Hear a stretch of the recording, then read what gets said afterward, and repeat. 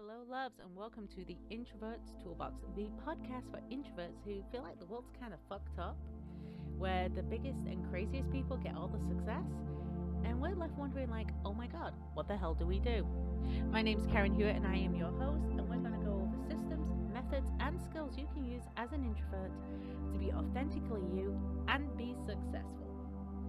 So, subscribe and share this on your social media, and don't forget to give us 5 stars, and let's get started. Hello, my loves, and welcome to another episode of the Introverts Toolbox. So, I know it has been a little while, lots of stuff going on, but today we're going to talk about something important. It's a question I get a lot. Can introverts make friends? Oh, this sounds stupid, right? It just sounds like, oh my gosh, like introverts, such loners, like your total wallflower. I want to talk about this because I think it's something that is very misunderstood about an introvert. A lot of people think introverts are shy, quiet, reserved, don't want people around them, and they don't have that skill set of making friends. Well, I'm here to tell you, introverts probably one of the best friends you'll ever make. I'm going to explain why and how you as an introvert can do that. As always, don't forget to share and tag people that you think might like this message on social media, because you never know who you're going to help. So let's talk about an introvert as a friend first of all. I'm gonna expect something. Introverts are extremely loyal. If they have accepted you as a friend, they are very loyal and they're gonna take you as you are. They've already willing to do that, and you're gonna be very hard to lose that introverted friend because they see you at your best, they see you at the worst, and they understand what's in between. But don't get that mistaken for them not having boundaries, because they definitely have boundaries. And if you lose an introvert in your life, you did something, okay? You did something that was not able to come back from, and they probably had every reason to walk out that door. So never, ever think that they don't have boundaries, because they do. However, they will forgive little hiccups. And if you forget to reach out to them for a few weeks, they're not going to be that bothered. That does not mean that you don't have to talk to them. But if things go down in life and you're just not as communicated for a couple of weeks, they're not going to care. They're going to be more bothered that you're okay. Introverts tend to make friends in small, compact groups. And what I mean by that, an extrovert has a lot of acquaintances, and they have a lot of people that they may call their friends or their besties or things like that. If you ask them, well, my best friend in college was this person, my best friend in high school was this person, my best friend here was this person. So let's talk about what it takes for an introvert to make friends. Because you're like on hearing introvert go, oh my gosh, I wish I had more friends. Okay.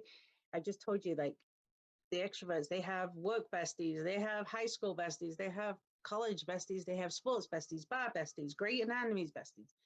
They have different people for different aspects of their life. An introvert tends to have a smaller circle that they can speak to on many different subjects.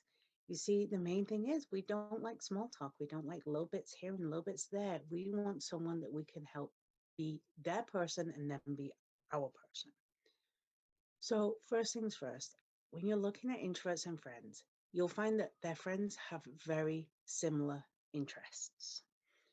They may have different perspectives, but the interests are the same. For example, one of their friends may be a reader. I'm going to tell you about one of my best friends that I've had for the longest time, and we don't talk as often as we should anymore, but that reminds me, I'm going to reach out to her. Books. Books were one of our things, and she got me hooked on an author, and we would spend time together and we'd talk books, we'd watch silly movies, we'd play Jenga, and then we played Neopets together. It was just a lot of different things that we did, and we grew together on that aspect. And books was one of our main things. But it didn't just stay with books, went to all these different aspects. And then other ones that have come to me from organizations, but we have grown together because of things that we see, things that we believe, how we discuss. It could be anything from Disney, it could be anything from nonprofits, it could be anything due to, being a business owner. But we have these common things in common interests, and that allows us to have deep, meaningful discussions. And not only that, When you are friends with an introvert, you'll find that it tends to be that your friendship has to have mutual benefit. If you are not, if you're an introvert is turning around and say, "Well, I'm not seeing the benefit in this friendship anymore," that means you're getting close to being out the door. And they may not tell you that. They just may stop asking you questions. They may stop asking you advice. They may stop saying, "Hey, can I sound this off you?" And that's because they're stepping away from you because maybe something happened and your interests are no longer aligned. However, it takes a lot for an introvert to no longer align with you because you have been very carefully selected. I think my message in this is if you do have introverts as friends, you're lucky because they will be some of the kindest people you know. Now, other big questions. I'm an introvert. How do I go and make friends? Well, let's start with your comfort zone. Your comfort zone is always going to be in the passion project, something that you're passionate about. If you're passionate about basketball, if you're passionate about reading, if you're passionate about movies, that is where you're going to find that friend. That is where you're going to develop that friendship. And you're going to have that core interest level in place because you're not going to sit, if you can't sit there and go, "Oh my gosh, did you see this new movie? What did you think of this? How did you like that?" Whatever it was. "Oh, did you see the game last night?" You're not going to know where to start the conversation. It's not like, "Oh, I like your shoes," unless you're into fashion. Small talk's not going to be interesting. One of my favorite places to learn this is in Meetup. Because you can go to Meetup and you can find groups of people that are interested in the same hobbies as you. And you can find times to meet that meet what your schedule is. Maybe you're looking for something online. Maybe you're looking for something on a day off. You can search something and you can even start communicating with people and making friends online before you meet them in person to decide whether or not that is a friendship that you want to pursue. Another way to do it is Facebook groups. Go to Facebook groups that have similar hobbies or interests that you have. Find places that you're going to like building those relationships, that you're going to like talking to them because you're interested in the same thing.